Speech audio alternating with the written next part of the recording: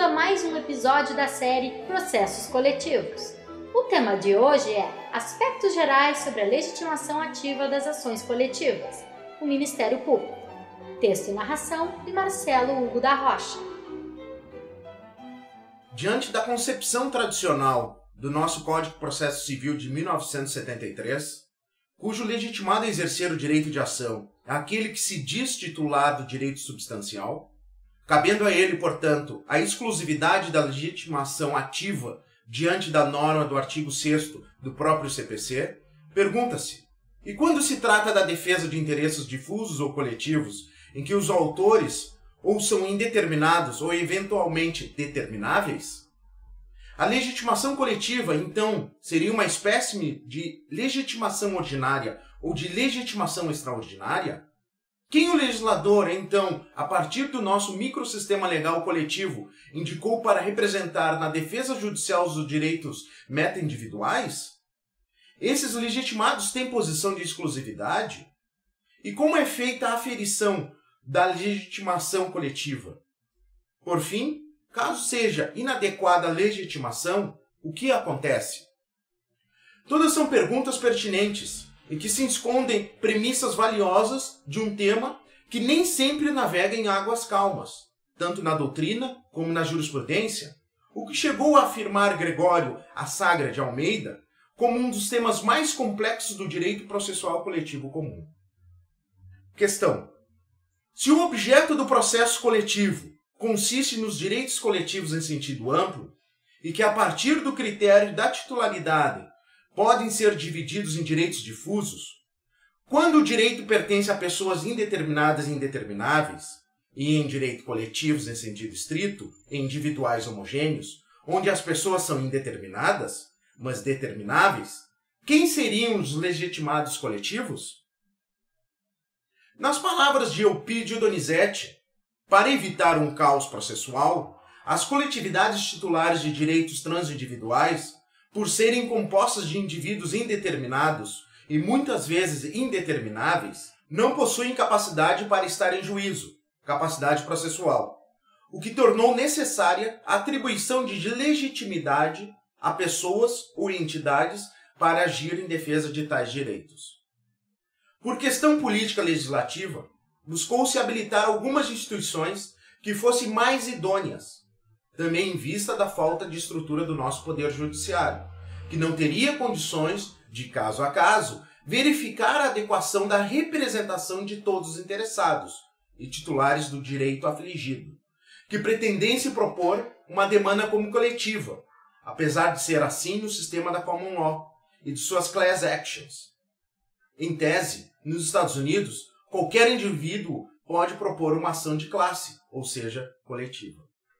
O nosso direito, então, seguindo outro caminho, indicou expressamente em lei o rol dos legitimados e que, segundo Fred Didier Jr. e Hermes Zanetti Jr., o Brasil possui uma legitimação plurima e mista.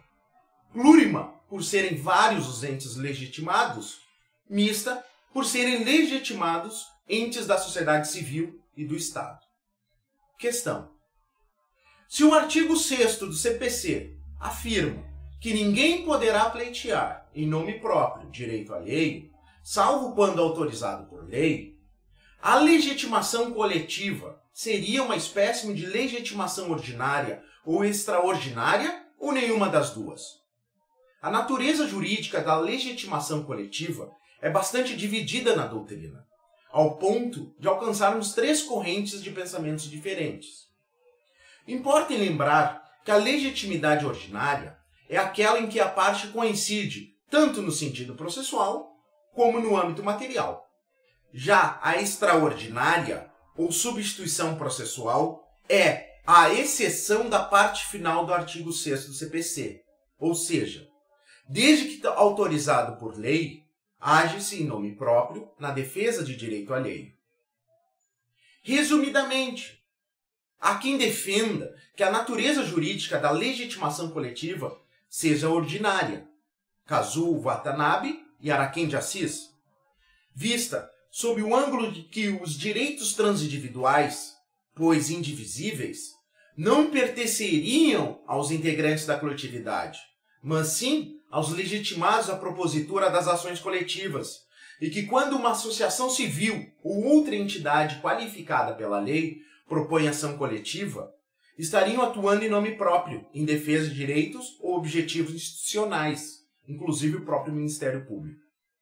A corrente da legitimidade extraordinária, Barbosa Moreira, Fred Didier Júnior e Teori Zavascki, sustenta que o Instituto da Substituição Processual auto se explica para a legitimação coletiva, cuja a titularidade dos direitos meta-individuais é do sujeito coletivo e a defesa por conta dos legitimados legais, contribuindo para evidenciar a distinção entre legitimado e titular da situação jurídica em pauta.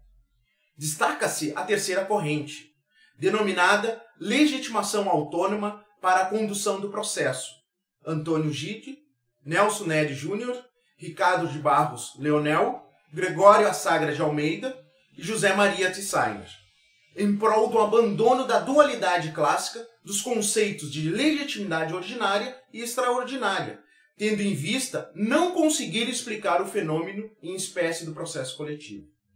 A origem está no direito alemão e encontra fundamento de que nem direito próprio, nem alheio será levado a juízo, visto que não é possível identificar o titular do direito discutido, ou se postula ao mesmo tempo tanto que lhe é próprio como alheio, pois indivisível.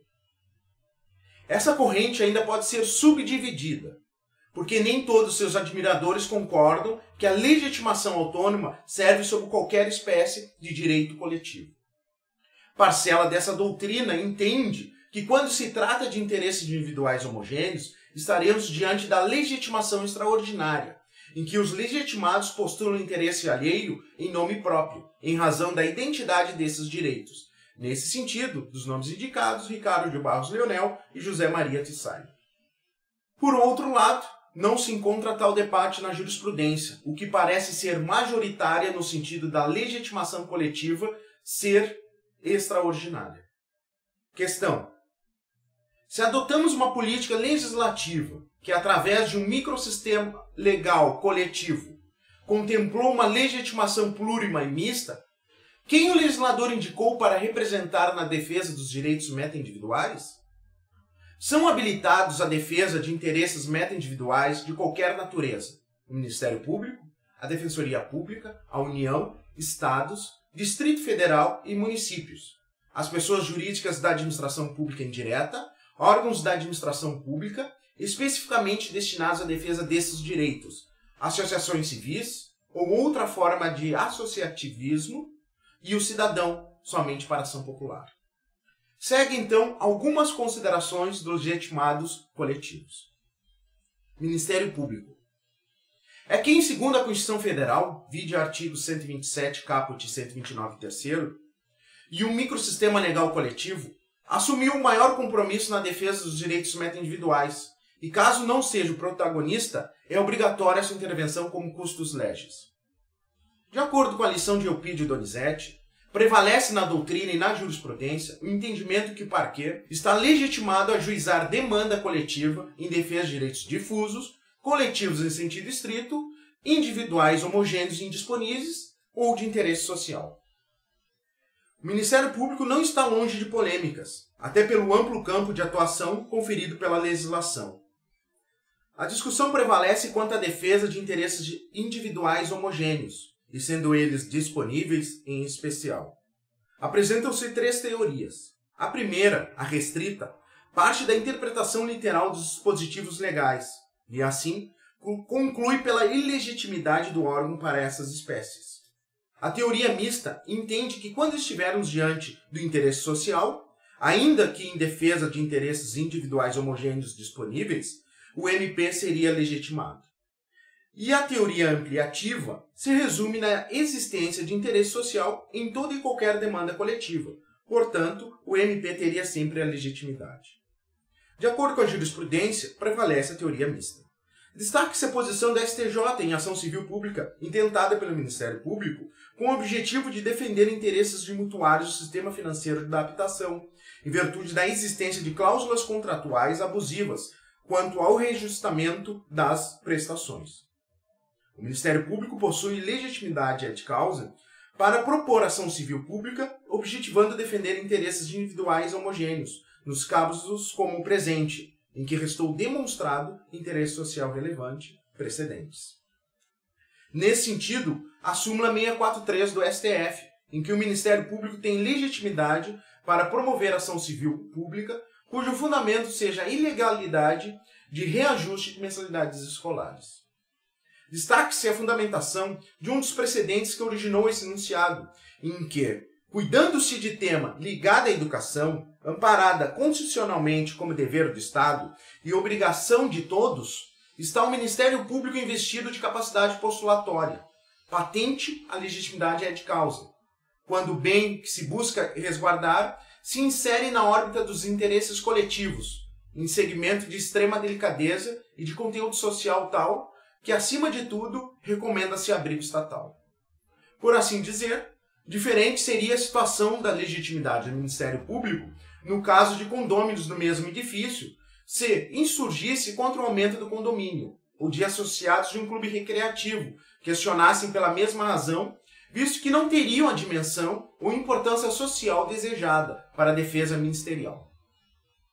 Porém, há uma frente do STJ que vem admitindo a teoria ampliativa, em que os interesses individuais homogêneos são considerados relevantes por si mesmos, sendo desnecessária a comprovação dessa relevância. Por fim, se antes a jurisprudência não compreendia tão bem a legitimidade do Ministério Público na defesa do erário, mesmo que esteja em conformidade com a concepção de patrimônio público, ao menos o STJ já tem entendimento simulado que há legitimidade por parte do parquê em propor ação civil pública em defesa do patrimônio público. Súmula 329. Agradecemos a atenção e até o próximo episódio.